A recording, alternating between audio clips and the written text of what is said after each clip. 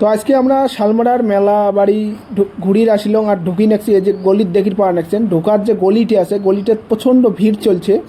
কেন নাকি কালকে অন্নপূর্ণা ভাণ্ডার ঢুকছে আর আজকে পুরো মেলা বাড়ির ভিড়। কেন কি কালকে কাকিমা বা দিদি বা বৌদিগুলোর কালকে পাশে ঢুকছে। ঢোকার পরে মেলা বাড়িতে খুব খরচ করার জন্য আসছে, তো কেনাকাটা করার জন্য আসছে। তো এর জন্য খুব ভিড় চলছে। এতদিন এই মেলায় এতটা মানে ভিড় হয় না, আজকে সবচেয়েও বেশি ভিড় হয়েছে।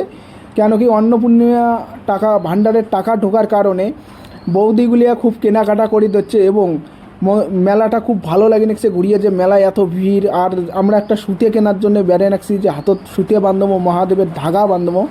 তো কোনো দোকানে এই পর্যন্ত আমরা ধাগা পাইলাম না। কেন কি এইখানে যতগুলো দোকান আছে সব মহিলা মানুষের দোকান।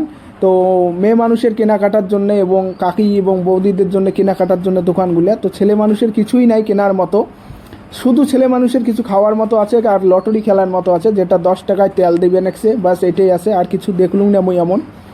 তো এখন চলো আমরা যাবো ওই লটারির ওই দিকে। কেন কি ওই দিকে খুব ভিড় চলছে, ছেলে মানুষের ভিড় ওই দিকে। তাছাড়া অনেক মহিলাও খেলাটা খেলে দিচ্ছে যে তেলের আশায়। তো এই যে দেখি পাওয়া নাকছেন যে এই যে জায়গাটা যে আছে এটি পুরো লটারি চলছে, যেটা 10 টাকায় তেলের বোতল দিবে নাকছে।